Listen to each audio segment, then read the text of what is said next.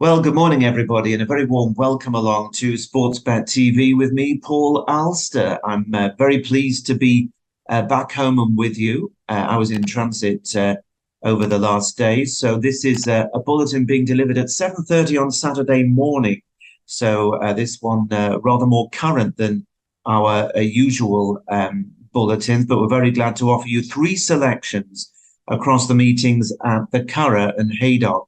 To be quite honest, there haven't been that many opportunities in this weekend's racing, and indeed over the last few months it's been the case to find loads of races where you have likely horses that you can bet each way at decent prices because of the dearth of runners.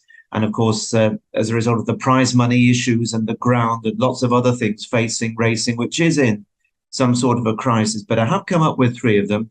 Hopefully this month will be better than July, which didn't go well. It happens when you're tipping at pretty big prices sometimes that you go through quiet periods, and July certainly was a quiet period.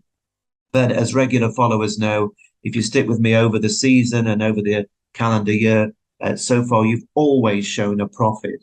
If you're new to the service, please press the red button subscribing just below the screen. You'll be able to stay in touch with all my free selections. Well, what I can tell you is that I'm not interested in the Showgirl Cup today. I think that's not particularly serious. And the racing with jockeys from all sorts of countries around the world and trainers. In brief, it's not a meeting I like. I don't like the format. And of course, at Newmarket, it's very small fields. Newmarket attracting just 39 runners at HQ for 7 races, one of them with only 3. The only race where each way betting would be a possibility, really, for 3 places is the Sweet Solera, but I don't fancy anything really to take on the favourite there. And I think another example of the issues facing racing and why so many trainers are packing it in at the moment, it seems. Give you an example. The first race at Newmarket today, a 2-year-old maiden over 7 furlongs, prize to the winner at Newmarket, the home of British racing, 4,320 quid. That's less than 2 months' training fees. Whereas at the Curragh, the home of Irish racing, it's almost double, £8,210 to the winner. That tells its own story. And that's why British racing is in a real hole at the moment. Anyway, I have found the 3 selections for you today, not at the big prices that sometimes I've been able to offer, but certainly at prices that will be very profitable if we hit the target. The first is at Haydock in the 3 o'clock race. This is the Group 3 Rose of Lancaster Stakes over the extended 1.25 miles. There are 10 runners, and the going is good to soft. Now, William Haggis, who's absolutely burning it up this season, he won this back in 2019 with a subsequent multiple Group 1 winner, Adabe. And he runs a horse here called Grocer Jack, who's generally around a 6-4 favourite early Saturday morning. He was a very smart group horse in Germany and ran good races in France and elsewhere on the continent. He also ran 5th in a £1 million race at Saudi Arabia on his debut for the William Haggis yard in February. He then finished 4th in a Group 2 at Chantilly in France in June. And then last time out, he won by 9 lengths in a Newbury listed race. And on the back of that, his rating has rocketed from 110 to 118. Well, he's clearly the one to beat. There's no doubt about it. I just wonder whether that race at Newbury didn't somewhat fall apart in a small field. And I think the possible new rating flatters him, although he still is, even if you were to look at half the rise, he'd still be the best and highest rated horse in the field. So definitely the one to beat is Grocer Jack. Now, against him, the likes of Jane Chapel-Chimes Intelligent has been running really well for a trainer having a great season. Intelligent, 2nd in the Royal Hunt Cup and 3rd in the John Smith's Cup at York last month. Rock solid, smart handicapper who, back in his time, was a Group 1 winner in France, so he has a real touch of class.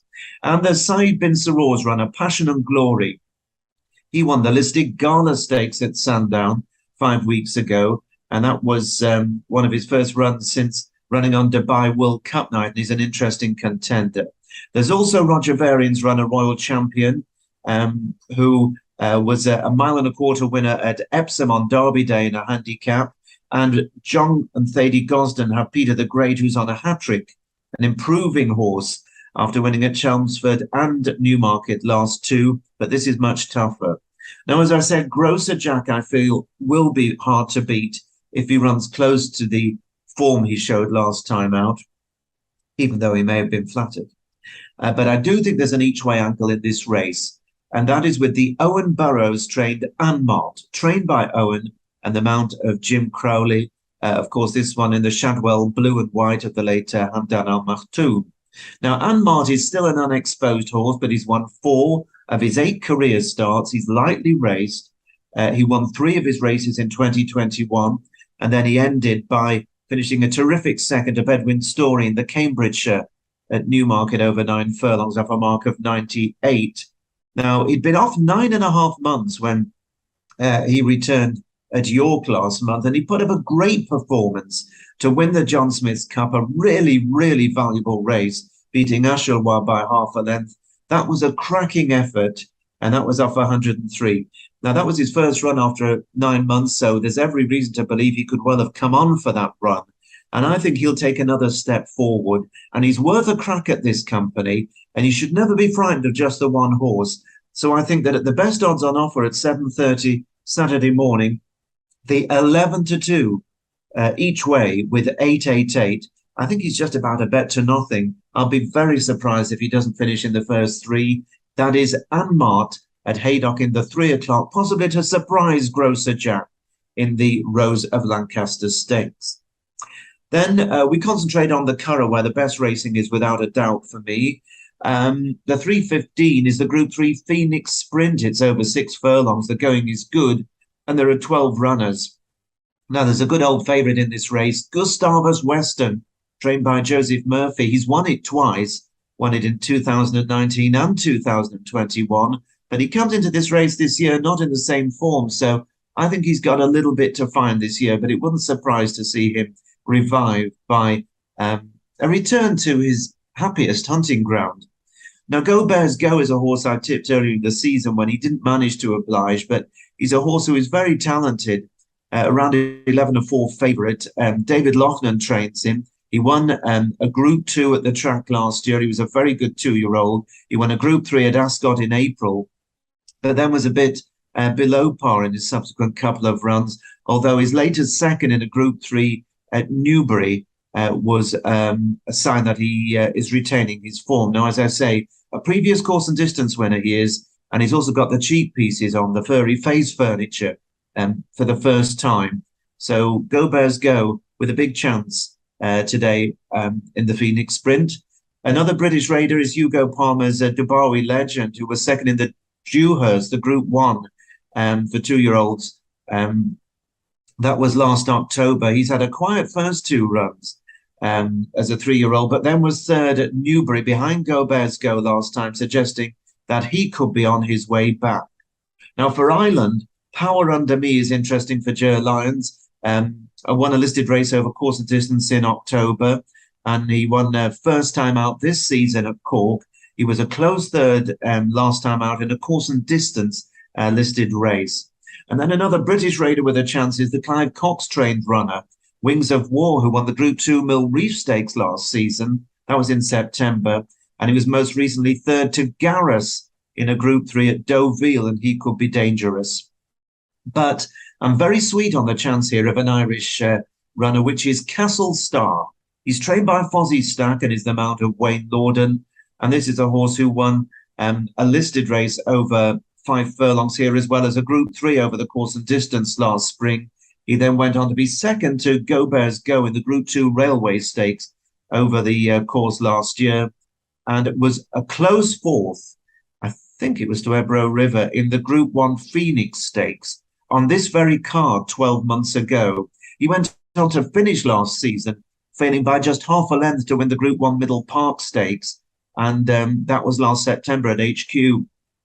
And a horse who I thought was going to make up into a top sprinter this season, but obviously had a bit of a niggle and was off nearly 10 months until July the 16th, when he reappeared and was really tenderly handled when finishing 5th of 9 to Ladies' Church here at the Curragh over 5 furlongs in a Group 2. Now, 6 furlongs really is his trip. The 5 would have been a bit sharp. So he's back to his optimum trip. He's got a run under his belt, a high-class juvenile of last season, and for a yard that is so good at getting them ready. I do like the Fozzie Stack stable, and I think their patience in waiting until the middle of July to bring him back this season is going to be rewarded. Now, when I first marked him up as one for this race, which was on Thursday evening, he was offered at 13-2 in places, but that has completely gone. And the best price across the board, and it's absolutely a blanket price, is 9-2, which I would still recommend each way because you just about get your money back if he places. And 4 places are on offer with Paddy Power, Bet365, Sky Bet and Betfred. Be nice if you could drift out to 5-1 or bigger, then you'd be guaranteed your money back if he finishes in the 4. I think he's going to go very, very close. And Castle Star is my choice at the Curragh in the 3:15, the Phoenix Stakes. And then my final selection of 3 for this Saturday is also at the Curragh, and this is in a 6-furlong handicap at 4:55. There are 14 runners declared. The going is good. It's a wide open race, and it has to be said that going through the form, you find that not many of these are actually running very well at the moment, but not so Gordon Bennett. That's the name of the horse. Trained by Richard Brabazon and the mount of Gary Carroll, who won at Naas over 6 furlongs last time out and has gone up £7, but should still be thereabouts. Superior Force was 4th in that race and has got a £6 pull for 3 lengths. There shouldn't be a lot between that pair. Now, Jared Keane, Colin Keane's dad, of course, he's got Miss Molly T, and Colin rides this one for him. It's dropping back in trip, which I think may help. And a promising 5th of 15 last time out at the Galway Festival last week, over 7 furlongs. The 6 furlongs might suit this one better.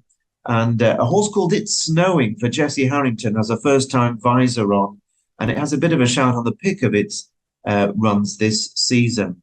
But a horse who I think could go really well at a better price is called She's in the Game.